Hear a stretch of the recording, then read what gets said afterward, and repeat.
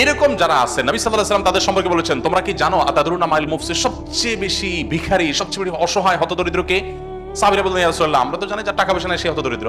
নবীজি বলেছেন, আরে না, সে তো হতদরিদ্র বটে, আমি তাকে মিন করিনি।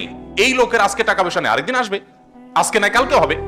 কিন্তু সবচেয়ে বেশি হতদরিদ্র হবে সেই ব্যক্তি, যে ব্যক্তির কিয়ামতের ময়দানে অনেক আমল নিয়ে আসবে, সে মোচেতে তাও দিয়ে যাবে, জান্নাতে যাবে, এই আশা নিয়ে আসবে, কিন্তু সে ওই যে কাউকে মেরেছে, কাউকে আঘাত করেছে, তার সেই কাজের কারণে, সে অপরাধের কারণে যার হক নষ্ট করেছে তার আমলনামাকে সব ট্রান্সফার করে দেওয়া হবে যার হক নষ্ট করেছে তাকে। এভাবে সব ট্রান্সফার করে ওই ব্যক্তিকে দায়মুক্ত করা হবে, তাহলে পাওনাদার তার হক পেয়ে যাবে। এই হাদিসের আলোকে বোঝা যায়, কেউ যদি কারোর দ্বারা ক্ষতিগ্রস্ত হন, কিয়ামতের ময়দানে ওই ক্ষতি করা ব্যক্তিকে শুধু জাহান্নামে দেওয়া হবে তা নয়, তার বিশেষ করে আর্থিক এবং শারীরিক যদি কোনো ক্ষতি হয়ে থাকে, তাহলে তার সওয়াব থেকে যাই করেছে, যত খারাপ মানুষই হোক, এজ এ মুসলিম তার তো ভালো কাজ ছিল কিছু, সে ভালো কাজের সওয়াব ওই ব্যক্তিকে দেওয়া হবে। যদি তার ভালো কাজ না থাকে, তাহলে যে খুন হয়েছে বা যার অধিকার বলণ্ঠিত হয়েছে, তার পাপের বোঝা এর মাথায় দেওয়া হবে।